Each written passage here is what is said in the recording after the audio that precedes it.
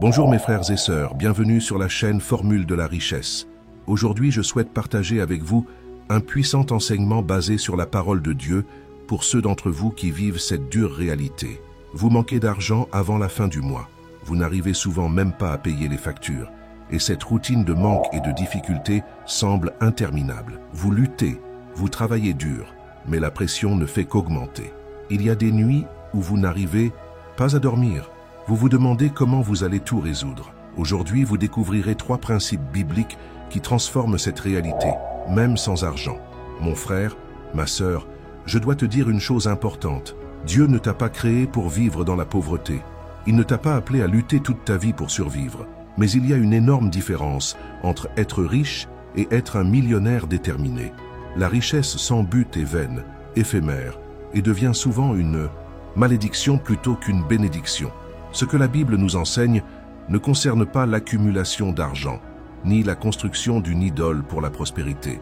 Il s'agit d'apprendre les principes éternels établis par Dieu dès le commencement, afin que nous puissions non seulement prospérer, mais aussi devenir un vecteur de bénédiction pour les autres. La vérité est que de nombreux chrétiens vivent dans la pauvreté, non pas parce que Dieu le veut, mais parce qu'ils n'ont jamais appris les vrais principes bibliques de la prospérité.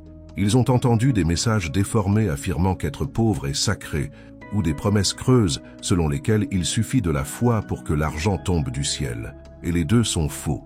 Dieu veut que vous prospériez, mais de la bonne manière, avec sagesse, avec caractère et avec détermination. Et c'est exactement ce que je vais vous montrer aujourd'hui. Je ne parle pas de formules magiques, ni de rituels spirituels étranges. Je parle de 3 principes bibliques solides, éprouvés depuis des millénaires, qui ont transformé la vie financière d'innombrables personnes à travers le monde. Et même si vous partez de zéro, même si vous n'avez pas un sou en poche pour le moment, ces principes vous montreront la voie. Car la véritable richesse ne commence pas par l'argent, elle commence par un bon état d'esprit, par de bons principes ancrés dans votre cœur.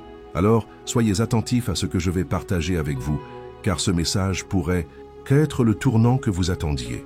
La transformation dont vous avez besoin est plus proche que vous ne le pensez, et elle commence par la décision d'apprendre et d'appliquer ce que Dieu a déjà révélé dans sa parole.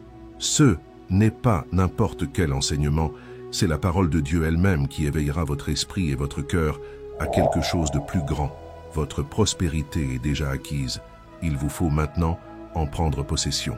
Consultez les commentaires et écrivez « Je choisis de prospérer avec détermination ». Cette déclaration scelle l'engagement entre vous et le ciel. Alors, sans aucun retard, je veux vous le révéler. Le premier principe est caché dès le début de la Bible, mais très peu de gens le comprennent vraiment. C'est un principe qui, une fois compris, transforme radicalement notre rapport à l'argent. Le premier principe biblique qui transforme des gens ordinaires en millionnaires déterminés est le principe de la gestion fidèle. Et avant que vous ne pensiez qu'il s'agit d'un simple concept religieux abstrait, permettez-moi de vous expliquer précisément ce qu'il signifie concrètement. Dans Genèse, chapitre 1, verset 26, Dieu dit « Faisons l'homme à notre image, selon notre ressemblance, et qu'il domine sur les poissons de la mer, sur les oiseaux du ciel, sur le bétail et sur toute la terre. » Voyez-vous ce que Dieu veut dire ici? Dès le premier jour de la création, Dieu vous a donné le droit et la responsabilité de gérer les ressources. Vous ne possédez rien sur cette terre. Vous êtes un intendant. Vous êtes l'administrateur des ressources que Dieu place entre vos mains. Et cette compréhension change tout, car lorsque vous comprenez que vous n'êtes qu'un intendant, vous cessez d'agir en propriétaire et commencez à agir de manière responsable. Pensez-y. Que se passe-t-il lorsqu'une entreprise embauche un manager incompétent? Elle fait faillite, n'est-ce pas? L'argent disparaît, les ressources sont gaspillées, et au final, il ne reste que dettes et faillites. Or, que se passe-t-il lorsqu'une entreprise a un excellent manager? Elle prospère, les bénéfices augmentent, les ressources se multiplient. Dieu vous observe en ce moment, évaluant la façon dont vous gérez le peu que vous avez. Et je sais que vous pensez peut-être, mais je n'ai rien à gérer. Mon frère, ma sœur, si vous avez une journée, vous avez le temps de la gérer. Si vous avez un corps, vous avez la santé pour le gérer. Si vous avez un peu d'argent, même minime, vous avez les ressources pour le gérer. Et c'est précisément là que la plupart des gens échouent. Ils pensent qu'ils ne commenceront à bien gérer leur argent que lorsqu'ils en auront beaucoup. Mais la Bible est claire. Si vous n'êtes pas fidèle dans les petites choses, Dieu ne vous confiera pas beaucoup. Dans Luc chapitre 16 verset 10, Jésus dit « Celui qui est fidèle dans les moindres choses l'est aussi dans les grandes, et celui qui est injuste dans les moindres choses l'est aussi dans les grandes. » Souhaitez-vous que Dieu vous confie des millions? Alors commencez par être fidèle avec les sous que vous avez maintenant. Souhaitez-vous diriger une entreprise prospère? Alors commencez par bien gérer votre salaire mensuel. Mais concrètement, que signifie être un intendant fidèle? Cela signifie savoir où va chaque centime. Cela signifie maîtriser ses dépenses. Cela signifie ne pas gaspiller les ressources que Dieu a placées entre nos mains.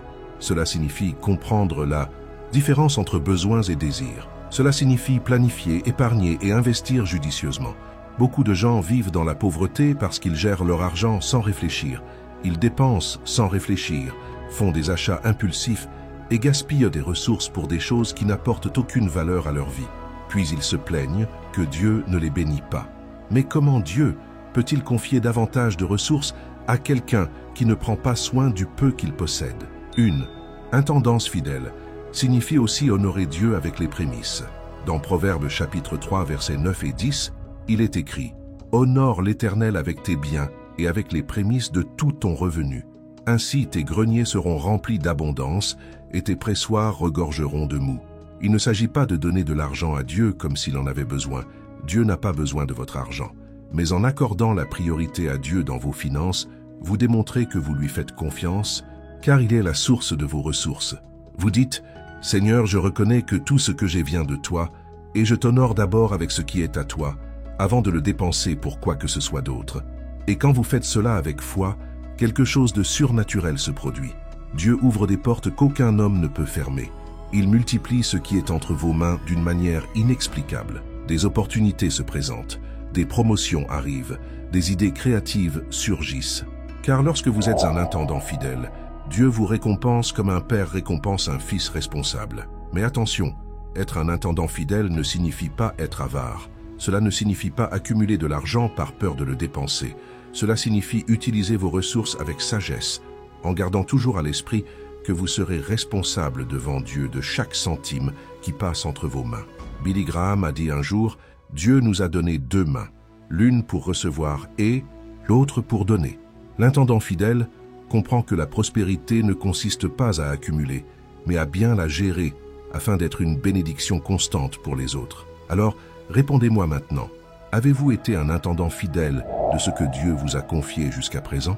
Savez-vous exactement où va chaque réal, chaque franc, chaque centime qui vous tombe sous la main? Avez-vous accordé la priorité à Dieu dans vos finances? Car si la réponse est non, vous venez de découvrir pourquoi la prospérité vous échappe. Mais comprendre ce premier principe ne suffit pas. Il faut savoir le mettre en pratique, étape par étape, de manière stratégique. C'est pourquoi je souhaite partager avec vous une histoire vraie, celle d'un frère qui se trouvait dans la pire situation financière imaginable, mais qui a appliqué ces principes et a vu Dieu renverser la situation. Cette histoire vous montrera que, quelle que soit votre situation actuelle, la transformation est possible. Il y a des moments dans la vie où l'on regarde autour de soi et où tout semble perdu. Quand les dettes dépassent les rêves, quand les factures sont plus réalistes que les promesses entendues à l'église, quand la foi commence à vaciller parce que la réalité est trop dure. C'est exactement ce qui est arrivé à un homme nommé Benoît il y a quelques années. Benoît vivait à Brazzaville, au Congo, et travaillait comme chauffeur de taxi. Il se levait tous les jours à 4 heures du matin, empruntait une voiture à un patron qui gardait la plupart des bénéfices et passait ses journées entières dans la rue à essayer de gagner de quoi nourrir sa femme et ses 3 enfants. Le problème, c'est que ce n'était jamais assez. À la fin de chaque journée, après avoir payé la location du taxi, l'essence et les dépenses de base, il lui restait si peu qu'il pouvait à peine nourrir sa famille. Pire encore, il était lourdement endetté. Des années auparavant, lorsqu'il avait tenté de créer une petite entreprise qui avait fait faillite. Les créanciers l'appelaient tous les jours. La pression était insupportable. Benoît était chrétien. Il priait et allait à l'église quand il avait du temps libre, mais il avait l'impression que Dieu ne l'écoutait pas. Il voyait d'autres frères prospérer, acheter des maisons, créer des entreprises, et il se demandait « Pourquoi pas moi, Seigneur ?» La frustration se transformait en amertume. Il commençait à se demander si servir Dieu en valait vraiment la peine. Un soir, après une journée particulièrement difficile, où il avait à peine gagné de quoi payer le taxi, Benoît rentra chez lui épuisé et abattu. Sa femme avait préparé un repas simple avec le peu qu'ils avaient, et là, à cette table modeste, ses plus jeunes enfants le regardaient avec espoir, attendant que leur père leur annonce que tout irait bien. Mais Benoît ne pouvait le dire, car lui-même n'y croyait plus. Ce soir-là, une fois tout le monde endormi, il prit la Bible qui prenait la poussière sur l'armoire et se mit à la feuilleter sans trop s'y attendre. C'est alors que son regard tomba sur un verset de Luc qu'il avait lu 1000 fois sans jamais vraiment comprendre. Celui qui est fidèle dans les moindres choses l'est aussi dans les grandes. À cet instant, quelque chose s'alluma en lui. Une douce voix intérieure semblait lui dire « Benoît, tu te plains que je ne te donne pas beaucoup, mais comment as-tu réussi à gérer le peu que je te donne ?» Ces mots le blessèrent, car ils étaient vrais. Il réalisa qu'il dépensait sans réfléchir, qu'il n'avait aucun contrôle sur l'argent qui rentrait et sortait, qu'il vivait dans l'improvisation, toujours dans le désespoir. Ce matin-là, Benoît prit une décision. Il prit un vieux carnet et commença à noter chaque centime dépensé. Il décida qu'avant de payer quoi que ce soit, il mettrait de côté 10% de ses revenus pour Dieu, même si cela impliquait davantage de difficultés. Et il fit une prière désespérée. « Seigneur, je t'honorerai avec le peu que j'ai. Si tu es réel, montre-le-moi. » Les premiers mois furent les plus difficiles de sa vie. Honorer Dieu avec les prémices, quand on a à peine de quoi manger, exige une foi inébranlable. Mais Benoît resta fidèle. Il nota chaque dépense, réduisit les dépenses inutiles et refusa les achats impulsifs. Et quelque chose de miraculeux commença à se produire. Il a commencé à avoir plus de clients. On lui demandait d'être leur chauffeur habituel. Les rentrées d'argent n'étaient pas beaucoup plus importantes, mais elles en généraient davantage. Il a découvert que le problème ne résidait pas dans le montant des fonds, mais dans le manque de gestion. Après 6 mois de fidélité dans les petites choses, une opportunité s'est présentée. Un homme d'affaires pour qui il était chauffeur régulier lui a proposé un emploi stable et mieux rémunéré. 2 ans plus tard, grâce aux économies accumulées en tant que fidèle intendant, Benoît a acheté son propre taxi. Aujourd'hui, 5 ans plus tard, il possède une flotte de 6 taxis, emploie d'autres familles et utilise une partie des bénéfices pour aider les jeunes de l'Église à acquérir de nouvelles compétences. Savez-vous pourquoi la vie de Benoît a radicalement changé? Ce n'était pas un hasard, c'est parce qu'il a pris une décision. Il a aligné son esprit sur les principes éternels de Dieu et a brisé, une fois pour toutes, ces cycles destructeurs de pénurie et de pauvreté qui le maintenaient prisonnier d'une vie médiocre. Et il faut comprendre une chose, la prospérité ne frappera pas à votre porte comme par magie. Pour qu'elle entre dans votre vie, vous devez lui faire de la place. Vous devez chasser la mentalité de misère qui occupait votre cœur et la remplacer par la parole de Dieu. C'est ce qui fait la différence. Peut-être vous sentez-vous comme Benoît? Peut-être êtes-vous en ce moment même dans cette situation où il semble qu'il n'y ait aucune issue, où votre foi est faible, où vous vous demandez si Dieu agira vraiment. Mais je veux que vous compreniez, la transformation de Benoît n'a pas commencé avec l'argent. Elle a commencé quand il a décidé d'être fidèle avec peu. Et à ce propos, je dois vous montrer quelque chose qui peut accélérer cette transformation dans votre vie. La connaissance sans application ne produit pas de résultats, et beaucoup échouent faute de connaître les étapes pratiques pour mettre en œuvre ces principes au quotidien. J'ai préparé une ressource stratégique intitulée « Transformez votre état d'esprit et multipliez vos revenus rapidement ». Ce guide est unique en son genre. Il vous fournit des instructions pratiques et simples, étape par étape, pour harmoniser votre état d'esprit avec les principes bibliques de prospérité, briser les cycles financiers destructeurs qui vous enferment et ouvrir une nouvelle ère de prévoyance. Je ne parle pas de théories creuses. Je parle de stratégies spirituelles et pratiques qui ont déjà sorti des centaines de personnes de l'esclavage de la pauvreté et les ont mises sur la voie d'une abondance pleine de sens. Mais attention, n'attendez plus pour vivre les promesses que Dieu vous a faites. Cliquez sur le premier commentaire épinglé sous cette vidéo et téléchargez ce puissant contenu immédiatement avant qu'il ne soit supprimé. La différence entre ceux qui changent et ceux qui restent prisonniers est une décision, et elle doit être prise maintenant. Pour en revenir à notre sujet, vous avez vu comment l'histoire de Benoît prouve l'efficacité du premier principe. Mais maintenant, je vais vous révéler le deuxième principe, révolutionnaire car il va à l'encontre de tout ce que le monde vous a enseigné sur l'argent. Le deuxième principe biblique qui vous transformera en millionnaire motivé est le principe de générosité et de semence. Et je sais exactement ce que vous pensez. Comment puis-je donner alors que je n'ai presque rien pour moi? Mon frère, ma sœur, c'est précisément Pour cela que vous devez comprendre ce principe, car il remettra en question toutes vos croyances concernant l'argent. Le monde vous apprend à accumuler, à être égoïste avec ce que vous avez. Le monde dit, plus vous aurez épargné, plus vous serez en sécurité. Mais Dieu agit selon le principe inverse. Dans Luc chapitre 6, verset 38, Jésus dit quelque chose de révolutionnaire. Donnez, et il vous sera donné. Une bonne mesure, serrée, secouée et débordante, sera versée dans votre giron. Car avec la même mesure dont vous vous serez servi, il vous sera mesuré. Comprenez-vous ce que Jésus veut dire? Il ne dit pas « accumulez et vous serez en sécurité ». Il dit « donnez et vous recevrez ». Cela va à l'encontre de toute logique humaine. Mais c'est exactement ainsi que fonctionne le royaume de Dieu. Dans l'économie divine, on ne reçoit que dans la mesure où l'on donne. Mais mes frères et sœurs, soyez attentifs. Il ne s'agit pas de donner n'importe comment. Il ne s'agit pas de donner en espérant manipuler Dieu pour qu'il reçoive en retour. Il s'agit de comprendre que tout ce que vous avez est semence, et que la semence est faite pour être plantée, non mangée. Imaginez, si un agriculteur a un sac de graines de maïs et décide de tout manger parce qu'il a faim maintenant, que se passera-t-il dans 6 mois? Il mourra de faim faute de récolte. Mais s'il a la sagesse de planter ses graines, même s'il a un peu faim maintenant, dans 6 mois, il aura une récolte abondante qui le nourrira pendant une année entière. La plupart des gens vivent dans la pauvreté parce qu'ils mangent toutes leurs graines. Ils gagnent de l'argent et le dépensent entièrement pour eux-mêmes, sans jamais rien planter. Et puis, ils se plaignent de l'absence de récolte. Mais comment peut-il y avoir une récolte si on n'a rien planté? Dans 2 Corinthiens, chapitre 9, versets 6-8, Paul écrit « Or, voici ce que je dis, celui qui sème peu moissonnera peu, et celui qui sème abondamment moissonnera abondamment. Que chacun donne comme il l'a résolu en son cœur, sans regret ni contrainte, car Dieu aime celui qui donne avec joie. Et Dieu peut vous combler de toutes sortes de grâces, afin que, possédant toujours en toutes choses de quoi satisfaire à tous vos besoins, vous ayez encore en abondance pour toute bonne œuvre. » Voyez-vous la promesse ici? Dieu vous garantit que si vous semez généreusement et joyeusement, il fera abonder en vous toutes les grâces. Non, seulement la suffisance, mais la surabondance. Mais la condition est à que vous semiez. Je tiens à clarifier un point essentiel. La générosité biblique ne consiste pas à donner à qui que ce soit, ni où que ce soit.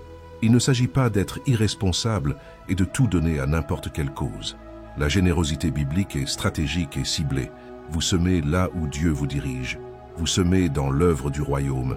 Vous semez dans la vie de ceux qui en ont vraiment besoin. Vous semez dans des projets qui porteront des fruits éternels. Et vous le faites avec sagesse, prière et la direction du Saint-Esprit. Il y a une énorme différence entre être généreux et être insensé. Un insensé donne sous la contrainte, sans sagesse et en espérant une reconnaissance humaine. Les personnes véritablement généreuses donnent parce qu'elles comprennent qu'elles plantent pour une récolte future et elles le font avec joie et non avec tristesse. Et voici le secret que peu de gens comprennent.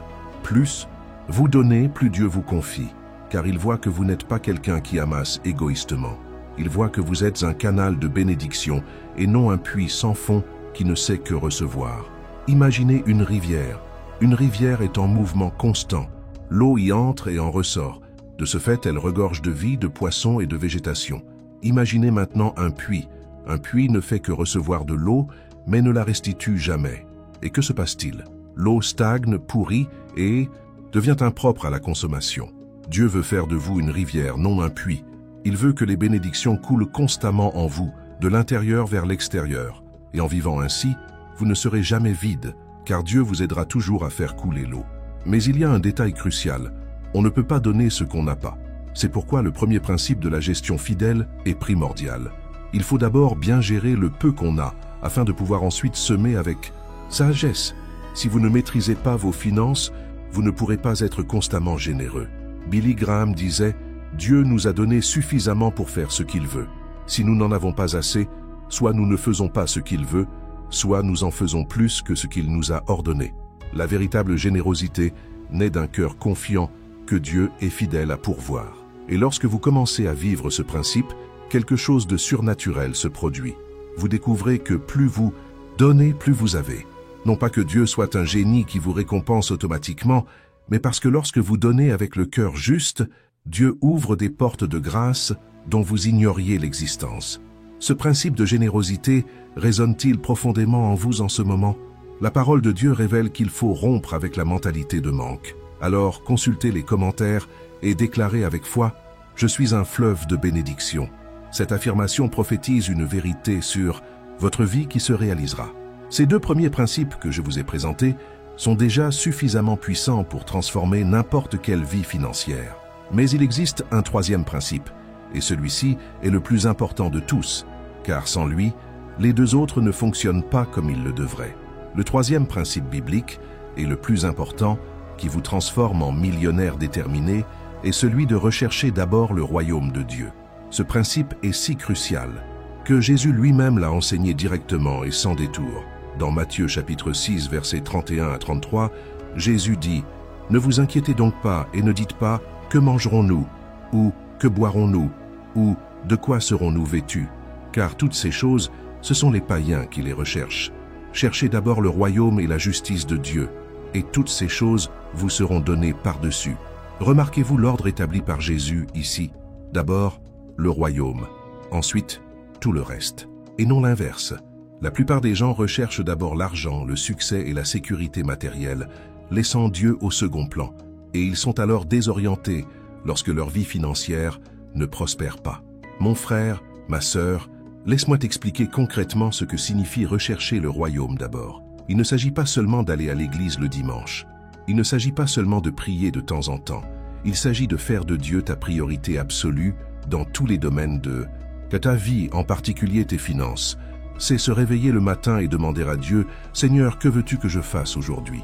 C'est prendre des décisions financières basées sur les principes de la parole et non sur les pressions du monde. C'est rechercher la volonté de Dieu avant d'accepter un emploi, avant de faire un investissement, avant de dépenser cet argent. Mais il y a quelque chose de plus profond ici. Quand Jésus dit « Cherchez d'abord le royaume et sa justice », il veut dire que vous devez aligner votre caractère sur celui de Dieu. Car à quoi bon avoir des millions si votre caractère est corrompu? À quoi bon prospérer financièrement si vous êtes devenu une personne orgueilleuse, égoïste et arrogante? Le royaume de Dieu n'est pas une question d'argent. Il est question de justice, de paix et de joie dans le Saint-Esprit. Il s'agit d'être transformé à l'image du Christ. Et si vous recherchez cette transformation en premier lieu, si vous accordez la priorité au développement de votre caractère chrétien, Dieu vous confie les richesses matérielles, car il sait qu'elles ne vous corrompent pas. Pensez à Joseph d'Égypte. Lorsqu'il était en prison, il ne priait pas « Seigneur, fais-moi sortir d'ici et enrichis-moi ». Non, il était fidèle là où il était, conservant son intégrité même dans l'adversité, cherchant à servir Dieu même quand tout semblait perdu. Et lorsque Dieu vit que Joseph avait le bon caractère, il le nomma second gouverneur de toute l'Égypte. Le problème de beaucoup de gens est qu'ils recherchent des bénédictions financières avant de développer la personnalité nécessaire pour les gérer. Ils aspirent à des millions avant d'apprendre à gérer leurs sous. Ils recherchent la prospérité avant d'apprendre la générosité. Et Dieu, dans son infinie sagesse, ne le permet pas, car il vous aime trop pour vous donner quelque chose qui vous détruira. Dans Proverbes chapitre 10, verset 22, il est écrit « La bénédiction de l'Éternel enrichit, et il ne la fait pas souffrir. » Comprenez-vous ce que cela signifie? Quand la richesse vient de Dieu, elle n'entraîne ni destruction, ni malédiction, ni division familiale, ni corruption de caractère. Elle apporte paix, joie et détermination. Mais si vous recherchez la richesse en dehors de la volonté de Dieu, si vous utilisez des méthodes malhonnêtes, si vous accumulez sans tenir compte des principes du royaume, cette richesse vous détruira. Elle engendrera l'anxiété, la peur de tout perdre, des relations brisées, des troubles du sommeil et une santé compromise. Chercher le royaume avant tout signifie être prêt à rejeter les opportunités financières qui vous éloigneraient de Dieu. Cela signifie dire non à une entreprise lucrative si elle vous oblige à transiger sur vos valeurs. Cela signifie privilégier le temps passé avec Dieu plutôt que de travailler plus longtemps pour gagner plus d'argent. Et voici cette promesse incroyable. Si vous faites cela, si vous accordez vraiment la priorité à Dieu, il vous garantit que tout le reste vous sera donné par surcroît. Vous n'avez pas besoin de rechercher désespérément la prospérité. Il vous suffit de chercher Dieu et il s'occupe du reste. Il y a une histoire fascinante à ce sujet dans le premier livre des rois. Le roi Salomon venait tout juste de monter sur le trône d'Israël lorsque Dieu lui apparut en rêve et lui dit « Demande ce que je te donnerai ». Salomon aurait pu demander des richesses inimaginables. Il aurait pu demander la puissance militaire. Mais savez-vous ce qu'il demandait? La sagesse pour bien gouverner le peuple de Dieu. Et savez-vous ce que Dieu a répondu? Dans 1 Roi, chapitre 3, versets 12 et 13, Dieu dit « Voici, j'agirai selon ta parole. Voici, je te donnerai un cœur sage et intelligent, en sorte qu'il n'y en aura point eu de semblable avant toi, et qu'il n'en surgira point après toi. Et je te donnerai aussi ce que tu n'as pas demandé, des richesses et de la gloire, en sorte qu'il n'y aura pendant toute ta vie aucun roi semblable à toi. » Voyez-vous le principe à l'œuvre? Salomon a d'abord recherché le royaume, puis la sagesse pour bien servir Dieu, et Dieu lui a donné non seulement ce qu'il avait demandé, mais aussi tout ce qu'il n'avait pas demandé, des richesses et une gloire incomparables. Lorsque vous accordez la priorité à Dieu, lorsque vous mettez le royaume en premier, Dieu prend la responsabilité de subvenir à vos besoins matériels. Et il ne le fait pas au hasard. Il fait infiniment plus que ce que vous pourriez demander ou imaginer. Mais maintenant que vous connaissez les 3 principes bibliques qui transforment les gens ordinaires en millionnaires motivés par un objectif, une question cruciale se pose. Comment commencer à appliquer cela aujourd'hui, dans votre réalité, avec les ressources dont vous disposez actuellement?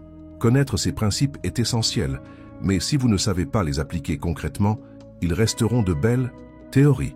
Je vais donc vous montrer comment les mettre en pratique, même si vous partez de zéro. Tout d'abord, parlons de la gestion fidèle. Aujourd'hui, avant de vous coucher, prenez un carnet ou ouvrez une simple feuille de calcul sur votre téléphone et commencez à noter chaque centime qui rentre et chaque centime qui sort. Ça paraît simple, ça l'est, mais c'est précisément pour ça que ça marche. La plupart des gens n'ont aucune idée de la destination de leur argent. Ils le gagnent dès le premier jour et le 10e, ils ne savent plus où ils l'ont dépensé. Et tant que vous ne saurez pas où va votre argent, vous n'en aurez jamais le contrôle. Notez tout. Le café acheté au coin de la rue, votre ticket de bus, votre facture d'électricité, vos courses, absolument tout. À la fin du mois, vous regarderez ces chiffres et serez choqué, car vous découvrirez combien d'argent vous gaspillez pour des choses qui n'apportent rien à votre vie. Une fois que vous savez où va votre argent, l'étape suivante consiste à établir un budget simple. Divisez vos dépenses en catégories. Besoins essentiels comme le logement, la nourriture et les transports. Investissements personnels comme l'éducation et le développement personnel. Contribution à l'œuvre de Dieu et un petit montant pour les loisirs. Et voici un principe puissant qui changera votre vie. Payez Dieu d'abord, payez-vous ensuite et payez vos factures en 3e. Quand vous gagnez de l'argent, avant de payer quoi que ce soit d'autre, mettez de côté la part de Dieu. Ensuite, réservez-en un pourcentage pour vous-même, pour investir dans votre croissance ou pour épargner. Et ce n'est qu'ensuite que vous payez vos factures. La plupart des gens font l'inverse. Ils paient d'abord toutes leurs factures, dépensent le reste, et s'il leur reste quelque chose à la fin, ils peuvent en faire don à Dieu ou épargner. C'est pourquoi il ne reste jamais rien. Inversez cet ordre et vous verrez la différence. Concernant le 2e principe, générosité et semences, commencez petit, mais commencez maintenant. N'attendez pas d'avoir beaucoup pour commencer à semer. Même si ce n'est qu'une petite somme, trouvez quelqu'un dans le besoin et aidez-le. Donnez de la nourriture à une famille dans le besoin. Payez la facture d'électricité d'un voisin sans emploi. Faites une offrande supplémentaire à l'église pour un projet spécifique. Au départ, le montant n'est pas le plus important. Ce qui compte, c'est de briser la mentalité de manque et d'entraîner son cœur à donner. Car en donnant, vous déclarez « Je fais confiance à Dieu pour subvenir à mes besoins. Je ne suis pas lié à l'argent. Je suis libre d'être un canal de bénédiction. » Et voici un secret. Notez chaque graine que vous semez. Notez la date, la quantité et l'endroit où vous l'avez plantée, puis observez Dieu à l'œuvre. Vous commencerez à voir sa fidélité d'une manière qui renforcera considérablement votre foi. Concernant le 3e principe, cherchez d'abord le royaume. Il exige un profond changement de mentalité. Cela commence par la décision de se lever plus tôt pour passer du temps avec Dieu avant de commencer sa journée. 30 minutes de prière et de lecture de la parole le matin guideront le reste de votre journée.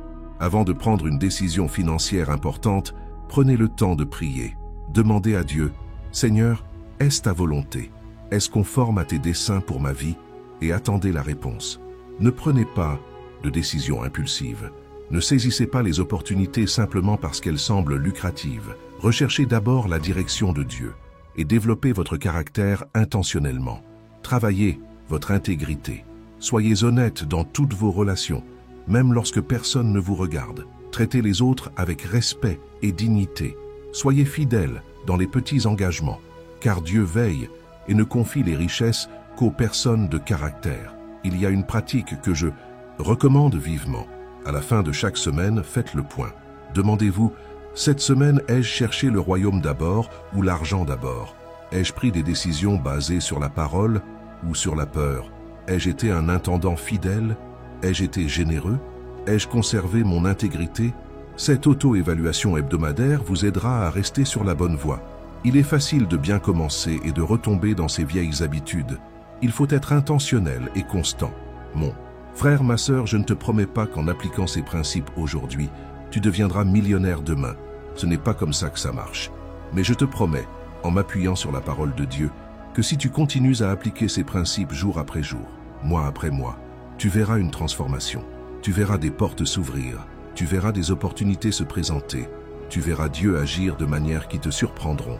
Ce message transforme-t-il déjà votre vision de l'argent et de la prospérité? Croyez que Dieu renouvelle votre esprit en ce moment même. Alors laissez un j'aime dès maintenant pour témoigner que vous recevez cette vérité et activez votre abonnement pour continuer à recevoir des enseignements bibliques profonds qui renforceront votre foi et transformeront votre vie financière. Et il y a autre chose que je dois vous montrer, quelque chose que la plupart des gens ignorent complètement, mais qui est absolument crucial pour que la prospérité se manifeste dans votre vie. Vous pouvez connaître tous les principes bibliques de la prospérité et appliquer toutes les stratégies pratiques, mais si votre mentalité reste prisonnière de la pénurie, rien ne changera vraiment, car la véritable bataille pour la prospérité se joue d'abord dans votre esprit et non dans votre compte en banque. Laissez-moi vous expliquer la différence. L'état d'esprit de pénurie est celui qui dit « ce ne sera jamais assez, je dois accumuler tout ce que je peux, car je pourrais en manquer demain. Si je donne à quelqu'un d'autre, je n'en aurai pas assez. Je dois rivaliser avec les autres, car il n'y a pas assez de bénédictions pour tout le monde. » L'état d'esprit d'abondance dit « Dieu est ma source inépuisable. Il pourvoit à tous mes besoins selon sa richesse et sa gloire. Je peux donner généreusement, car je sais qu'il continuera à me pourvoir. Je peux célébrer le succès des autres, car je ne suis pas en compétition, je coopère au royaume. » Et voici la vérité choquante. La plupart des gens, même les chrétiens, vivent dans un état d'esprit de pénurie. Ils parlent de foi, mais vivent dans la peur. Ils chantent la providence divine, mais agissent comme si Dieu ne pouvait pas subvenir à leurs besoins. Dans Philippiens chapitre 4, verset 19, Paul écrit « Mon Dieu pourvoira à tous vos besoins selon sa richesse, avec gloire, en Jésus-Christ. » Voyez-vous ce qui est écrit ici? Il n'est pas dit « peut-être pourvoira-t-il ». Il n'est pas dit « si vous le méritez, il pourvoira ». Il est clairement dit « il pourvoudrait ». C'est une promesse certaine. Mais pour vivre cette promesse, vous devez renouveler votre esprit. Dans Romains chapitre 12, verset 2, Paul nous enseigne « Ne vous conformez pas au siècle présent, mais soyez transformés par le renouvellement de l'intelligence, afin que vous discerniez quelle est la volonté de Dieu, ce qui est bon, agréable et parfait. » Renouveler son esprit signifie remplacer les pensées de manque par des pensées d'abondance. Cela signifie cesser de dire « je n'ai pas » et commencer à déclarer « Dieu a déjà pourvu à tout ce dont j'ai besoin ». Cela signifie cesser de se focaliser sur ce qui nous manque et commencer à être reconnaissant pour ce que nous avons. La gratitude a un pouvoir immense. En remerciant Dieu pour les petites choses que vous possédez déjà, vous ouvrez un espace spirituel pour recevoir de plus grandes choses. Mais en vous plaignant constamment de ce que vous n'avez pas, vous fermez la porte aux bénédictions. Pensez à la façon dont le peuple d'Israël s'est comporté dans le désert. Dieu les avait libérés de l'esclavage en Égypte. Il avait séparé la mer Rouge pour qu'ils puissent la traverser. Dieu leur fournissait la manne du ciel chaque jour.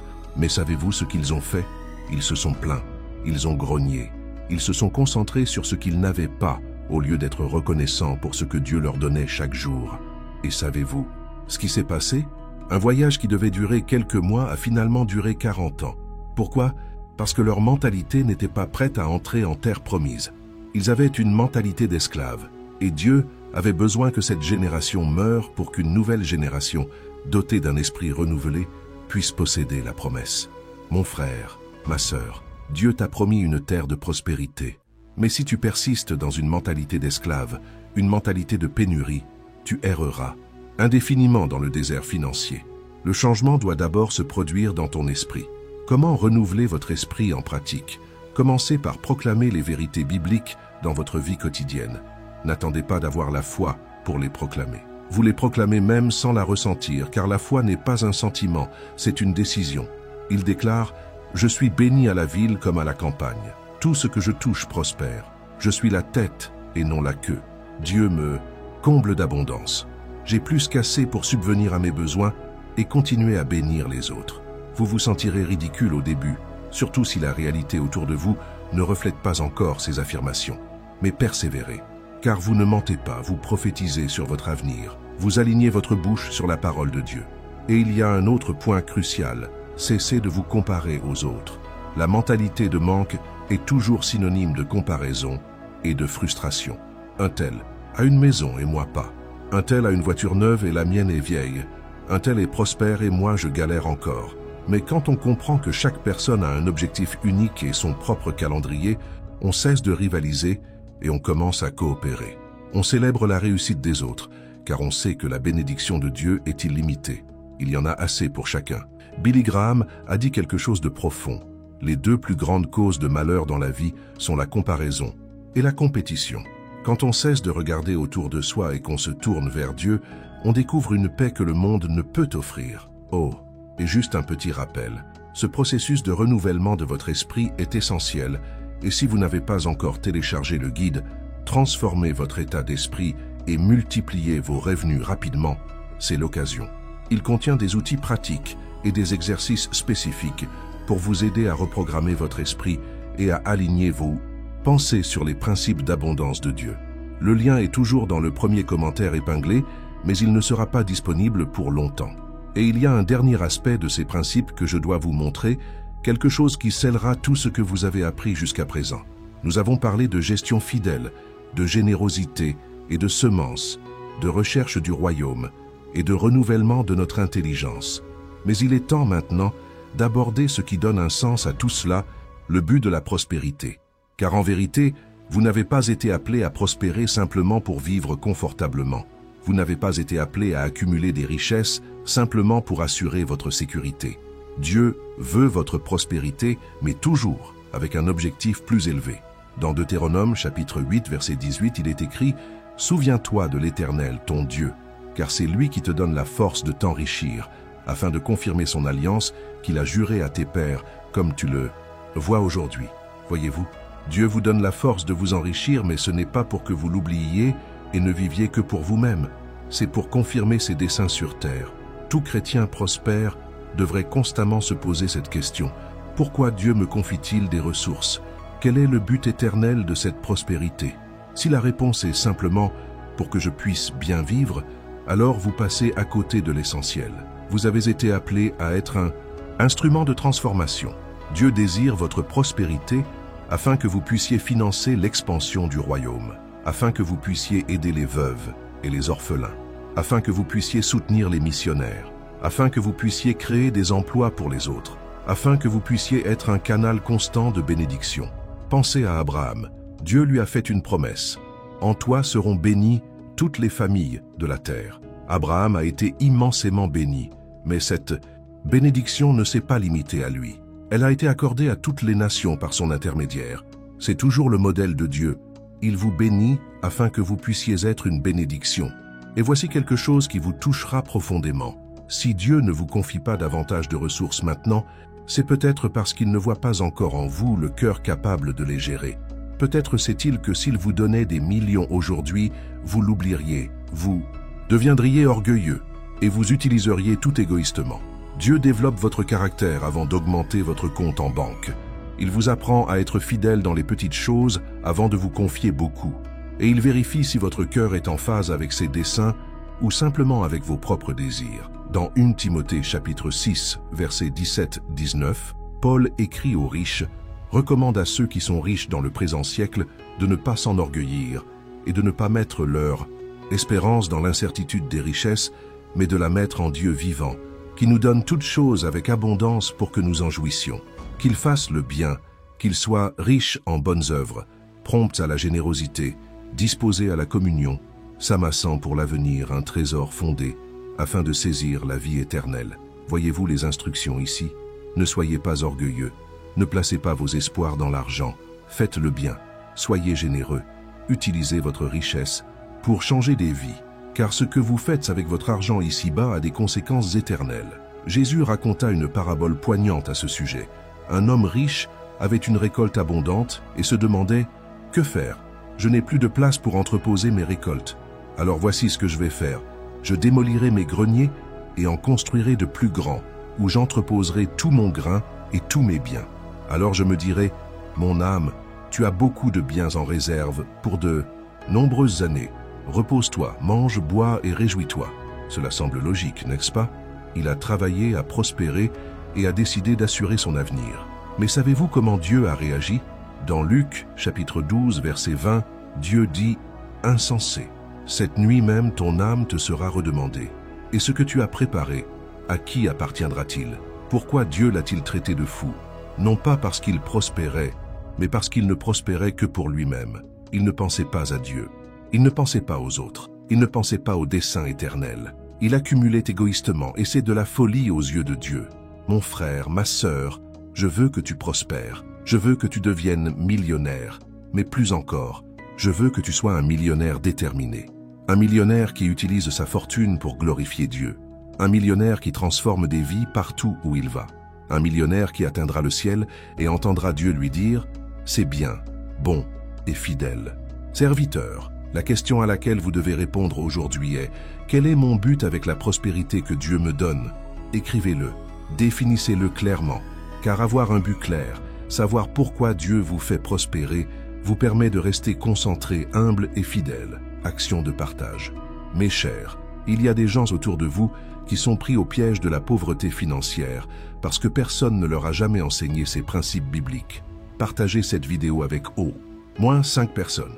Soyez un instrument pour transmettre cette vérité libératrice à davantage de personnes. En vérité, cet enseignement n'est qu'un début, car la connaissance sans l'action est vaine. Aujourd'hui, vous avez appris les 3 principes bibliques qui transforment des gens ordinaires en millionnaires déterminés.